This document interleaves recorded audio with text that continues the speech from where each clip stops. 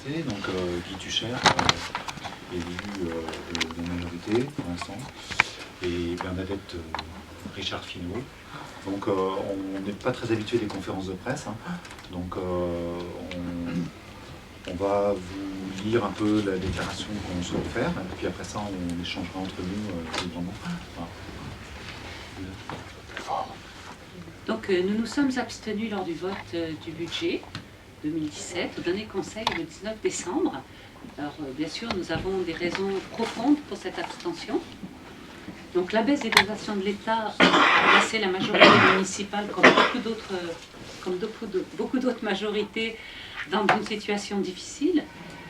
Mais bon, c'est le résultat des politiques d'austérité menées par la droite et le PS après.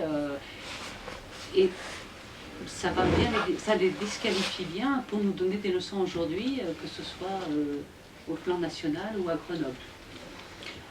Donc un des engagements essentiels de la campagne pour lesquels nous nous sommes battus, c'était de construire avec les Grenoblois. C'était très important pour nous. Et donc justement parce que la situation est difficile, nous aurions dû nous appuyer sur les Grenoblois pour mettre en place ce budget si difficile à faire. Et le groupe majoritaire n'a pas voulu et a préféré construire sa réponse, le plan de sauvegarde des services publics locaux en interne, sans large débat auprès de la population. L'annonce de ce qu'il faut appeler aujourd'hui un plan d'austérité a provoqué de fortes réactions.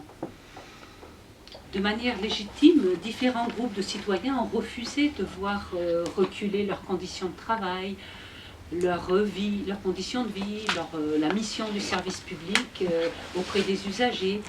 Nous pensons tout particulièrement aux bibliothécaires qui ont montré ces derniers mois un attachement très fort à leur mission de service public, à leur mission de lecture publique particulièrement auprès des populations et des enfants des quartiers.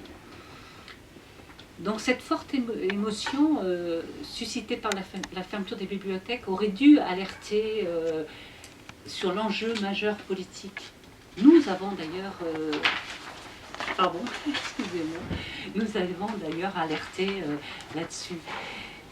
Et la mise en œuvre de construction avec les Grenoblois aurait dû se faire à ce moment-là. Devant ce mouvement de contestation, on aurait dû revenir vers la population pour justement leur demander de participer plus à ce plan de sauvegarde.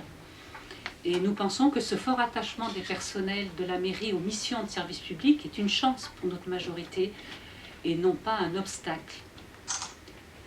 Et quels que soient les résultats électoraux en 2017, les difficultés vont perdurer. On voit ce qui se passe au niveau de la région, on voit ce qui se passe au niveau du département, de moins en moins de services publics, rien pour l'écologie, des cadeaux aux bétonneurs. Quant au PS, le bilan du quinquennat n'est pas exceptionnellement bon. L'ambition de cette municipalité ne peut pas être de relayer et d'organiser l'austérité au niveau de la commune. Et ce, d'autant plus que d'autres scénarios budgétaires étaient possibles et sont toujours possibles, puisque tout n'est pas fermé. Nous pensons qu'il faut oser s'appuyer sur la population et sur toutes celles et ceux en réalité nombreux qui veulent agir pour le bien commun et les services publics. Nous croyons que la majorité municipale s'affaiblit en ne voulant pas justement s'entourer de la population où il y a des gens compétents, des gens pleins de bonne volonté et qui sont prêts à tout pour cette fameuse co-construction qu'on attend, dont on a fait tant de publicité, pardon, excusez-moi. Et donc nous avons assisté à un débat interdit en fait sur cette mise en service de ce plan de sauvegarde. Au cours de l'été, certains élus ont essayé de créer un débat autour de ce plan dit de sauvegarde des services publics. Mais malheureusement pour cela, nous n'avons pas eu d'écho. Nous avons demandé des chiffrages détaillés pour ce fameux plan de sauvegarde, mais on ne nous a rien transmis. C'est-à-dire que lorsque nous arrivions dans les réunions, on nous donnait des documents, et ces documents devaient être impérativement restitués à la fin des réunions, ce qui fait que nous n'avions rien pour travailler en fait tranquillement entre nous, devant nos micros. Et de plus, tout ce plan-là, on n'a jamais pu l'avoir une fois qu'il a été finalisé, au motif que oui, si on vous donne ces informations, elles vont être divulguées à l'extérieur. Donc on nous a, dans un premier temps, dit non, c'est pas possible. Après, on nous a invités à aller voir l'adjoint aux finances qui pouvait nous montrer dans son bureau le plan sur son micro, mais c'est pas satisfaisant pour pouvoir construire une alternative, n'est-ce pas? Donc, après avoir beaucoup discuté, avoir beaucoup réfléchi, avoir parlé avec tous nos amis qui nous soutiennent et qui nous entourent, on en voit quelques-uns là en ce moment, eh bien nous avons décidé de nous abstenir. Voilà, donc je vais prendre le relais. Donc, en fin septembre, nous avions une dernière fois interpellé par mail l'ensemble du groupe en prévenant que ce refus d'absence d'éléments chiffrés ne serait pas sans conséquences politiques. C'est un avertissement, c'est une interpellation qui n'a pas eu d'écho et qui n'a pas eu véritablement de réponse politique de la part du groupe majoritaire. Donc pour nous, il restait une seule solution, c'était s'abstenir sur le budget 2017. La charte, le groupe possède une charte interne qui a été adoptée, une charte interne de fonctionnement, qui a été adoptée en février 2016, après un an de débat. Donc c'est une charte qui a été considérablement travaillée et qui a été adoptée par tout le groupe, et qui prévoit la possibilité d'un vote différencié en cas de désaccord politique majeur. Si évidemment cela ne met pas la délibération en péril, c'est-à-dire dans son adoption, et à condition d'en informer le groupe à l'avance et évidemment d'en donner l'argumentation. Voilà. C'est exactement ce que nous avons respecté dans notre démarche. Nous avons expliqué que même si nous étions partie prenante de la majorité municipale, nous ne pouvions pas valider l'absence d'un véritable débat interne, ainsi que l'austérité assumée du plan de sauvegarde, et qu'il fallait donc comprendre notre abstention sur le budget 2017 comme une invitation au débat et un appel à travailler nos budgets différemment. Alors, suite à cela, on a intitulé le point suivant « Une auto-exclusion votée 4 heures avant le Conseil ». Une vieille idée des années 70, remis, hélas, au goût du jour par notre propre groupe majoritaire. Voilà. Alors, la charte interne du groupe n'a jamais prévu de solidarité de gestion, c'est-à-dire le vote différencié. Il n'était pas précisé qu'il était exclu le vote du budget dans cette possibilité. Cependant, les deux coprésidents et certains élus ont considéré que l'appartenance à la majorité obligeait chaque élu à voter positivement le budget. Donc 4 heures avant le conseil municipal, donc du 19, ils ont donc décidé de changer substantiellement la charte en faisant voter la motion suivante.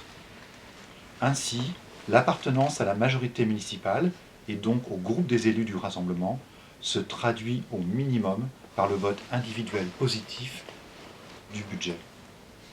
Voilà. Ce vote a été organisé dans des conditions démocratiques très douteuses. Le vote n'a pas été soumis à l'ordre du jour de la réunion.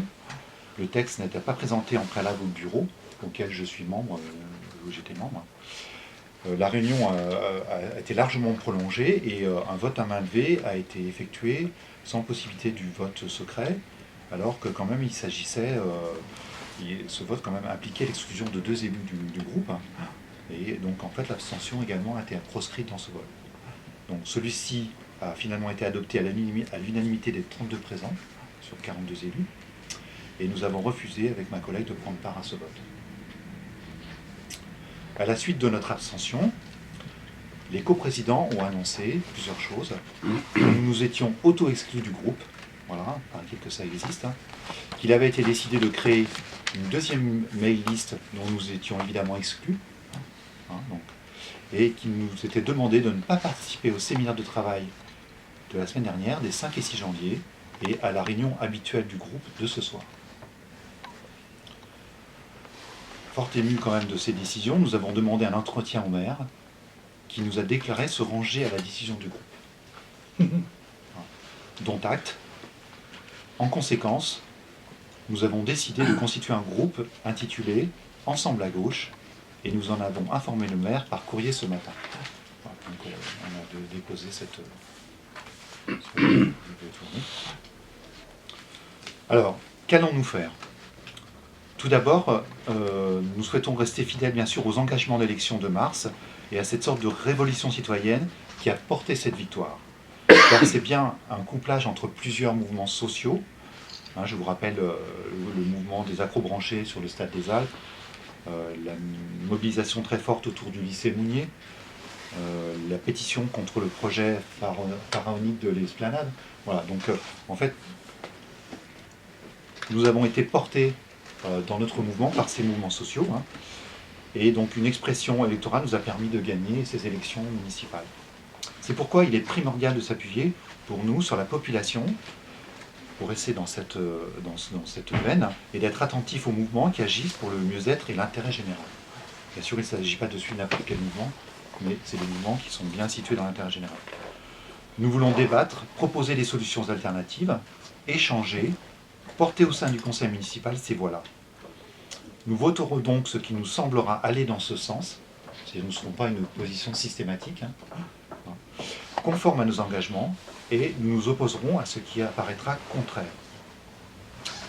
Pour mémoire, nous avons déjà exprimé un point de vue différent de la majorité à plusieurs occasions. Vous vous rappelez, lors de la privatisation de l'éclairage public octroyé à Vinci Bouygues, c'était en mai 2015. Un deuxième exemple, sur l'augmentation pour raison budgétaire des tarifs de stationnement résident, c'était en juin 2015. Donc voilà, ces deux fois, nous avons fait des votes différenciés. Nous serons donc un groupe clairement marqué à gauche, voulant mettre en œuvre les principes de démocratie qui sont au cœur de nos engagements, en s'appuyant sur la population, les usagers et les salariés. Vous comprendrez ainsi le sens du nom de notre groupe, Ensemble à gauche.